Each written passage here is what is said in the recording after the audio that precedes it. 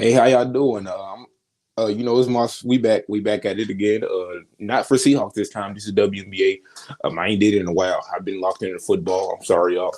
I'm gonna start this off by saying, JB, we got to be the strangest group of men to ever form a group, man. I was looking at the intros, Robert rocking back and forth, Chief staring like this sideways. Anyway, oh man, yeah, I've been having fun.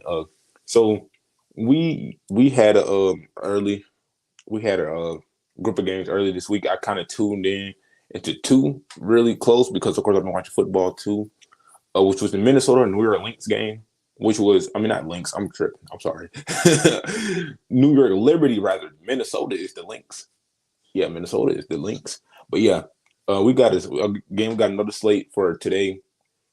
Um, and of course, that's the WNBA Finals rematch. Make sure my do rag don't look crazy. We strapped in. We strapped in. Yeah, make sure I don't look too crazy. But yeah, back at it. What I was saying. Of course, the NBA, WNBA Finals rematch.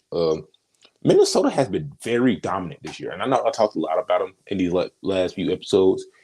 They were without their MVP caliber player, their best player, top two player in the league, and has been smacking people around. They dominated the Aces. They've been smacking around the Liberty a lot lately. They're getting wins over everybody. They're beating everybody. And so before we get too much into it, as y'all know, year one, the whole documentary about the rookies coming out, Malonga and Paige Beckers and all those ladies, that's a documentary about them. Kelsey Mitchell and Aja Wilson, players of the week for the East to Western Conference. And Aja Wilson has lost her mind this week. I was looking at, I skipped past the 27, 13, and 2.5 blocks a game. I don't know. And hey, if Anthony Davis get hurt, I'm just saying Dallas. I'm just saying Anthony Davis get hurt. So I kind of did a deep dive into Minnesota and New York Liberty game. I kind of listened to different people's opinions on it too afterwards to kind of gauge where I was at, where other people were sitting at. It seemed like it was a bad communication. The last game, at least, bad communication. In the fourth, of course, as y'all know, Lynx ended the game with like a 12-0 run. It was turnovers here, bad screen navigation. Like they were good. They were doing good hedging at first. Not to get too much into it, but so the two I'm looking at, the two players I'm looking at right now for each team going into the tonight. Well, it probably done started by the time you guys see this, but because this is about 10 minutes before the game start. Well, two actually. So Kayla McBride's last game, her and the Lynx in total struggled at free throw line. You don't usually can see that from Kayla McBride. She's been a pretty good, consistent free throw shooter. She's giving you 15 points, 2.5 rebounds, 3 assists. At the point of the season, she was been a good piece off the bench pretty much most of the season until Fisa got hurt. So this is very interesting because this is like the textbook definition of consistency, right? Her last two games against the Lynx, I was looking at 18 points, 17 points. Her last 5 games versus Liberty, 17.2 points. Her last 5 games, no, I'm sorry, her last 5 games, 17.2. Her career was 17.1. For some reason, every time she plays Liberty, she gets you 17. And I thought that was pretty interesting. What Kayla McBride was doing, and I thought her model of consistency was could be big for the Lynx. Of course, every time they play, any production is big, but this consistency, this 17-point mark that she falls in love with when she plays Liberty, I'm big for him. Again, like Sabrina Ionescu, which somebody we're not used to her struggling with open jumpers. She struggled with open jumpers. I think she was like 3 for 9 or 3 for 7. Maybe 2 for 9. It was she had like a bad shooting percentage and a lot of those wide open jumpers. And it's like, what I'm saying, when you have one of the best shooters in the W missing wide open jumpers, it's hard to get it. And then, it was a free throw disparity. It was like 33-8, something crazy. Even though, again, we talked about a Lynx miss about 10, 11 of those. It might have been 10. So of course, Sabrina's this what 5-6 year career she's had. Or that span, she's giving you 19, 6, and 6 versus Minnesota. She's been that model of consistency. Filling out the box score, one of those type players. She had 13 and 10 on Saturday when they played, which was the game I watched. 14-5-4 of the last 4 games versus the Lynx. So, which is interesting because her production goes down. Excuse me. If you look at the last 5 games, it kind of goes down. Right. So I was kind of I looked at their matchup, right? Because of course I did a deep dive. I kind of looked at their matchup. The last 5 games of Minnesota, that was 9-point win over Seattle. That beat down I was telling y'all about over the Aces. I think they won by like 53. It was something crazy. And then they keep beating the brakes off of New York. I don't understand why they keep so I guess, hey, finals rematch. Hey man, um, it's animosity. Like y'all beat us in the championship. We about to show y'all. So maybe we get a rematch. What's this? So, yeah. So and then I've noticed.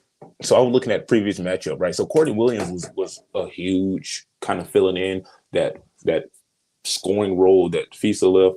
And of course, as we know, Courtney Williams is also the primary playmaker. Jess Shepard being the threat on the boards, and then of course on the Liberty side, Jonquel Jones with the scoring leader 17, she poured in 17. Sabrina Ionescu 10 rebounds, matching Jess Shepard, and Nat Cloud, man, Natasha Cloud, Nat Cloud 6 assists, matching Courtney Williams 5.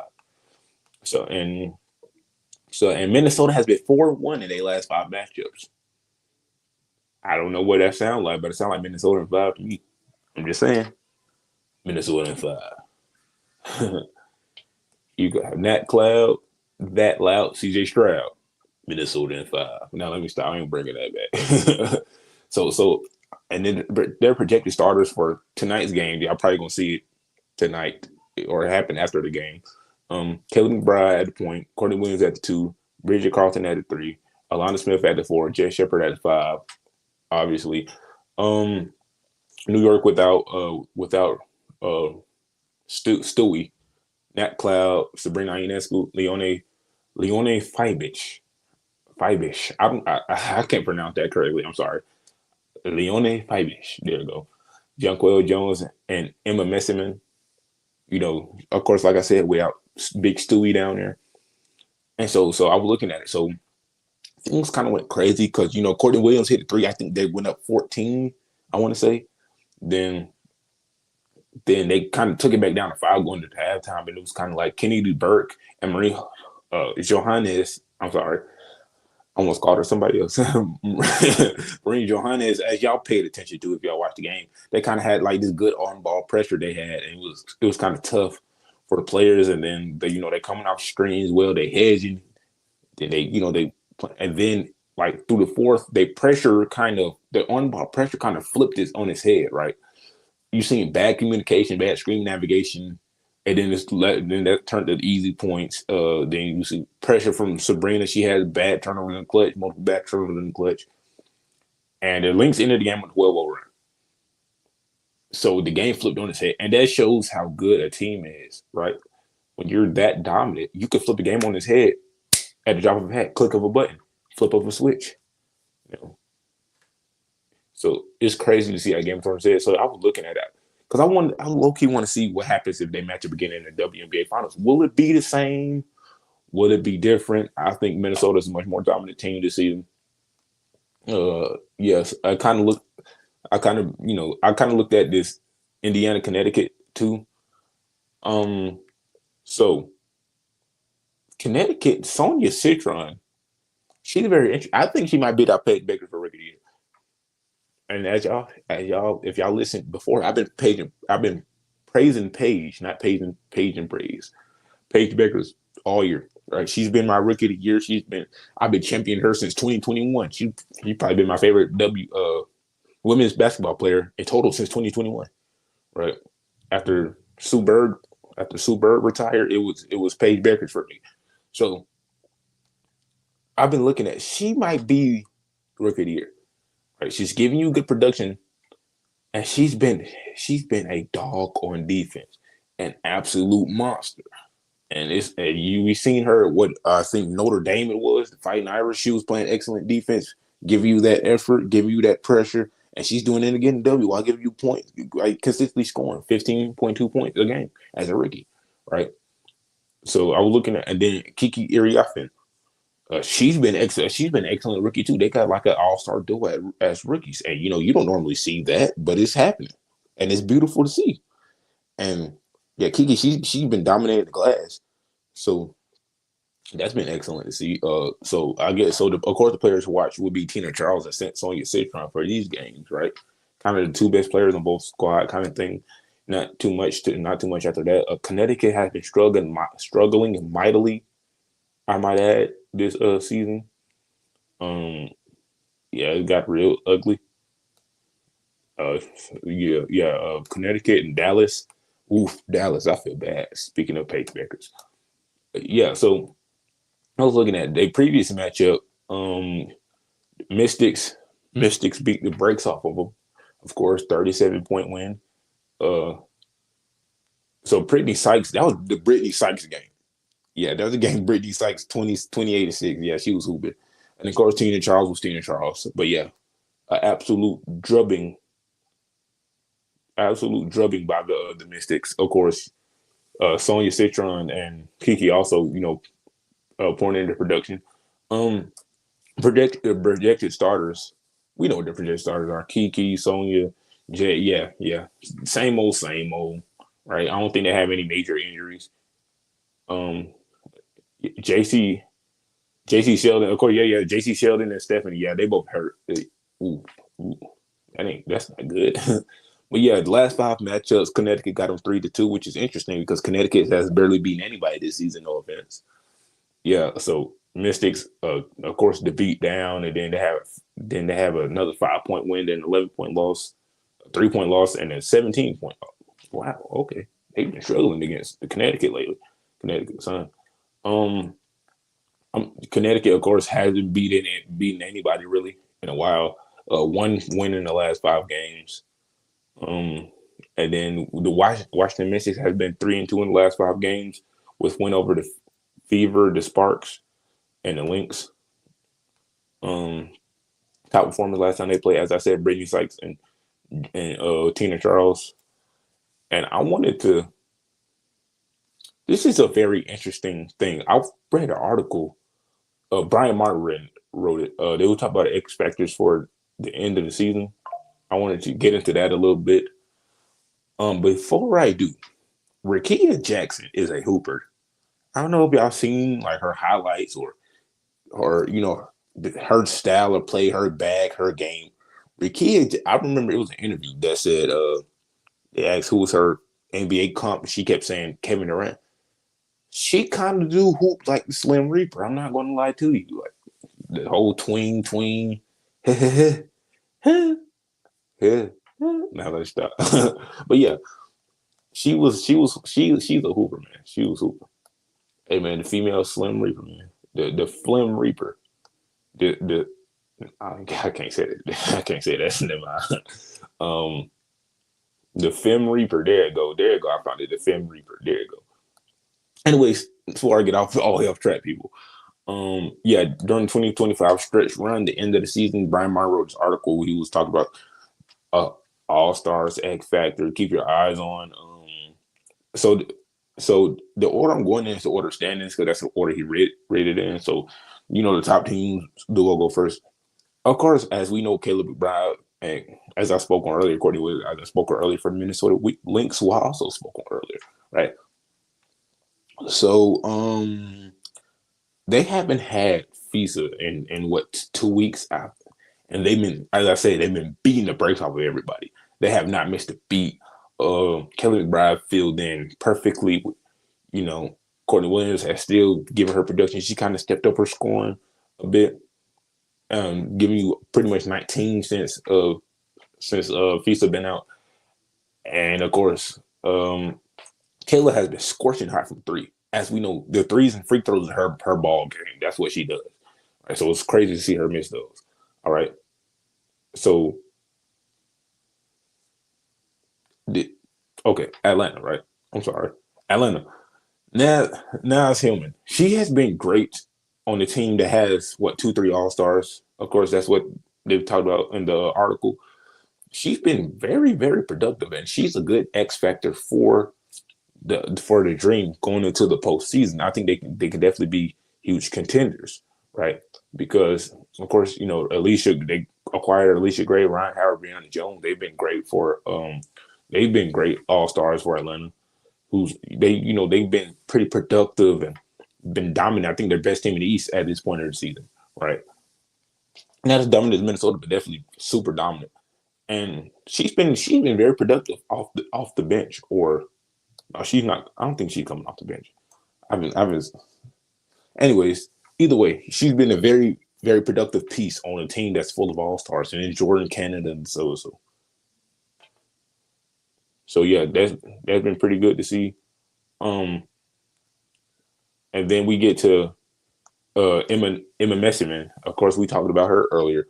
Um, Filling in for Breonna Stewart. It's kind of the same situation when it comes to the links, right? And Courtney, excuse me, not Courtney, Caleb McBride stepping up. That's what you want to see. That's you know what I'm saying. You want to see her come in and fill in for the void, the rebounding that has been done, the low post presence that she's been, the down low presence in total that she's been able to provide. And you want that's what you want to see. And then moving on to excuse me, this is a long article, people. I almost forgot to talk about Alyssa Thomas, right? She's nicknamed Alyssa. Alyssa Thomas and this triple double streak she got is crazy to see. Because she didn't record a single triple double through her last 8 seasons, right? First 8 seasons. I'm sorry, her first 8 seasons, right? She's from 2020 to now, today, right? That's 3 year span. She has 20 triple doubles in a 4 year span. Um, that is insane. She's been on a hot triple doubles, and then I read they said in an article, excuse me, through her first 28 games with the Mercury, she has more triple double than any other WNBA player has for her entire career. That's crazy. And I remember we was talking about um Caitlin Clark triple doubles, and then this kind of went on the radar because I didn't realize this. I kept seeing it pop up. Um, I kept I kept seeing it pop up over and over again. And I kind of looked, and I was like, wow, she got a lot of triple doubles. And then they put it in the article. I'm like, whoa, 20? Yeah. Uh, yeah, so kind of get back on track. Jewel Lloyd, of course, she's one popped up for the Aces at the number 5 spot.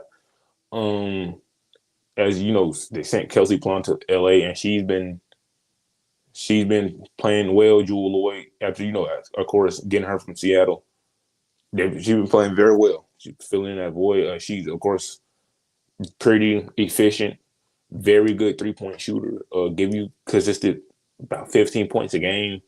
Um, and she's been one of those reasons why Asia Wilson could just smack everybody around in the front court that she's been doing for the last few years. She helps a lot because she's gonna spark you from with the long ball. And then moving on to the 6th spot, Kelsey Mitchell, and that's one of the topics I've been hearing a lot about. People talk about how can the Fever stay afloat without Caitlin Clark, right? Kelsey Mitchell is one of those methods. You insert Kelsey Mitchell and let her go to work, right? Um, of course, there's some more guards that have Sophie Cunningham out with a knee injury. I think she's out for a season. Sydney Colson is out for a season. Ari McDonald's out for a season. Well, that's 4 guards they have out for a season. And they still, 6th in the league as far as power rankings go. Kelsey Mitchell, of course, she went crazy in the comeback they had not too long ago on Sunday, I think it was. And she has 2 38-point games I just seen. Kelsey Mitchell, 34 points coming in the second half. She's been very dominant in the absence of Caitlin Clark. She's been keeping this team afloat. Yeah, her and she's one of those forces that's to be reckoned with, right? And it's crazy because people don't talk about this, man. It's been great to see Kelsey Mitchell just going ham and keeping this team afloat. You want to hear all you hear is Caitlin Clark. No shade, no shade. But yeah. So moving on to what we had, 7th spot, the Golden State Valkyrie. Okay. Golden State Valkyrie has been sneaking in some wins lately. She kind of she wasn't that productive in her first 2 3 seasons. I think she played. She got and then she got there with in the expansion. Veronica, she's kind of doubled her scoring, her production all around pretty much. She's been a good threat from behind the arc. She's been a good player in total. Been very efficient with the Valkyrie, which has been good to see. Saying somebody. I keep saying, what I'm saying, like I'm from Atlanta. Excuse me, people. Yeah, it's one of those pieces that when you slide them in with a new team, with a entire new organization, right? You want them to produce at such a high level, right? Ooh, Aaliyah Boston is crazy too. Not to get off topic, Aaliyah Boston, it's nice. Uh, so she's been good for the Valkyrie in their inaugural season, the Golden State sister franchise. We want to see that team become better in the expansion. Of course, I know they're trying to expand even more to certain places. Excuse me, and when you want to see a team get something going in the inaugural season. So when it happens for Cleveland or Detroit and Philly and things of that nature, you want to see it. You want to see them get off to a good start, right? Anyway, Seattle. Brittany Sykes, as you know, that came from a trade I spoke about. I think last episode I ain't talking while. Last episode I talked. Early August, she got acquired at trade deadline. She's been giving you 14 and a half, about 2 steals and like 3 assists, giving you nice production for the Supersonics. She's been good for Nika Ogumake. She's been good for Nika Ogumake, one of my favorite players. I had to hold that in. I'm sorry. Yeah, that playoff. So as we know, this is the end of the season where there's a push, and it's for Seattle, she's been good to step up in that spot. A good trade acquirement. They've been trying to stay afloat above the Sparks and the Mystics. In that power ranking, right? So they're going on this last push. So yeah, she's with Skylar Diggins and Echo Gomake, Gabby Williams. Ooh, I forgot to add her. Yeah, they got a squad over there. And, she's been helping them continue that playoff push. Number 9, as we spoke a little bit earlier, Kelsey Plum, the Los Angeles Sparks. Tell me how I'm supposed to breathe now. Yeah, those who get it, get it. So I read this, right? It says she's the only player in WNBA history who averaged 20 points and 6 assists over the course of a full season. Not only player, only one player, and that's what she's been doing so far. She's trying to catch Diana Taurasi to clarify that. I said that wrong. There's only one player to do that. That's Diana Taurasi, the GOAT Diana Taurasi. She's trying to do that, or 20.6 over a full season. She's on pace to do that. She's giving you 21 and 6.5 assists, ranking 3rd in the league in both categories. She's been very productive as far as scoring and playmaking, handling the ball, such and such. She's doing great for of course, the Los Angeles Sparks as the lead guard. So that's kind of that Tyrese Halliburton effect. I was saying this to a few people. She got a Tyrese Halliburton effect where when she scores, even though she's like a playmaking guard, when she scores a lot, their win percentage jumps, right? And when she doesn't, it drops, obviously. So yeah, she kind of got that Tyrese Halliburton effect. How he do. Washington Mystics got Sonia. Johnny Cage. No, I'm stop. And Kiki Iriakin. Of course, two rookies. And of course, they traded Sykes. Sonya. I'm gonna say Sonya Sykes. Excuse me. They traded Sykes, and they kind of did all the weight, which is interesting because I've never seen a team draft 2 rookies realize that these 2 rookies are just this is our future, and then just trade away one of the best players on the team. I've never seen that happen. But so they put all the weight on these all-star rookies. They both been all-stars already, and they say, "Hey, y'all, pray for the best. We got all-star guard and all-star big, our all-star wing. Do something with that, right?" And they've been doing something with it. They've been keeping this team, I guess we can say, afloat, right? I mean, I guess the best they can do, they rebuild a franchise, and they're keeping this top 10. So, hey, I'm just saying, top 10.